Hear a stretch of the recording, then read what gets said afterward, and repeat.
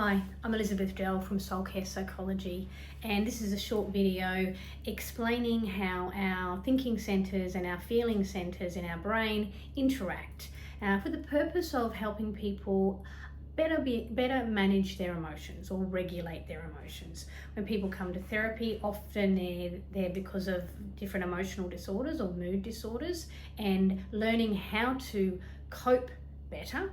Positive coping strategies are taught and one of the key components that's covered in therapy. But this brief video may help you if you're someone who wants to understand how to calm down or why you're so reactive to things.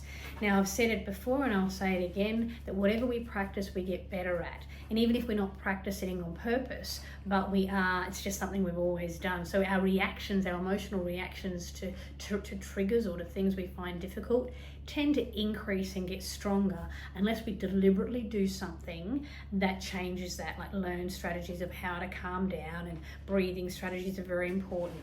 It's also important to understand how our self-talk or what we think can either wind our emotions up and make them worse, or we can use them to wind our emotions down and make ourselves feel better. Now, the reason this is that the emotion center, or the limbic system in our brain, which one of the main regions in there is our amygdala. The amygdala its whole job is to keep us safe. It's to react to things. It doesn't think about whether this is the right response or the wrong response. It will react first and think later, because its main job is to keep us safe. And that's very good if there is a real danger, like we have to get out of the way of a speeding car, or there's a snake, or we're coming too close to a ledge or something. It'll shock us and we will freeze, or we'll run, or we'll fight, and that keeps us safe in those times. The limbic system or the emotion center doesn't have the capacity to think.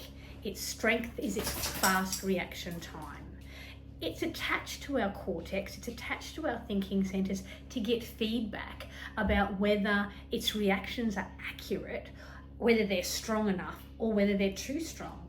So when it's connected to the thinking centers and it gets that feedback from our cortex or our thoughts or our self-talk, it will wind the emotion down, or it will increase the emotion up, which can cause trouble. The emotion center does not know the difference between truth or lie. It just believes whatever the cortex tells it.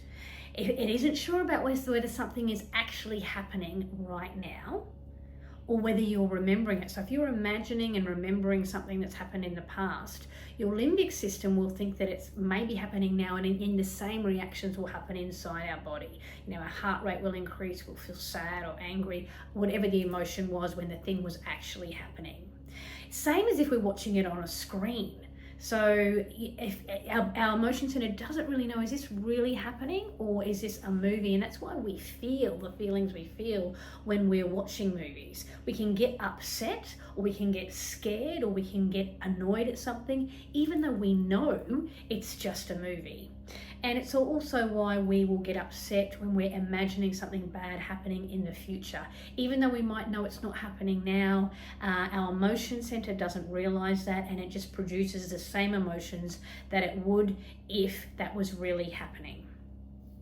So we need to be aware of what we're thinking and try to think in ways that are accurate, so are not distorted or faulty or untrue. And this is how we can learn to regulate our emotional response and turn our emotions up or down depending on what we think. So the thinking center and the emotion centers are linked, but when too much is happening in either one of the centers, they tend to shut down.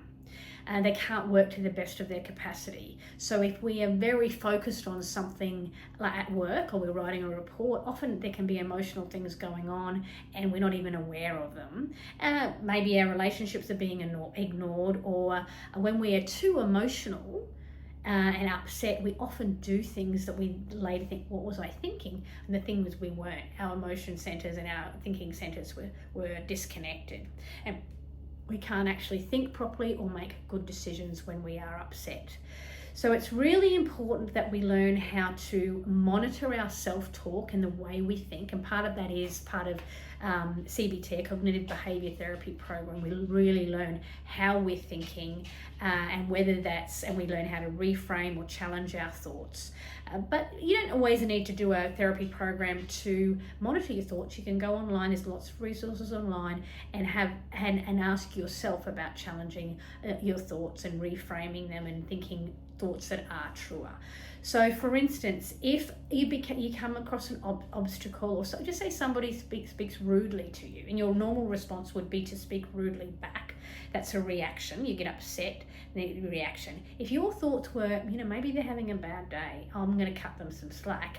That thought, maybe they're having a bad day, I'm going to cut them some slack, is likely to wind your emotion down.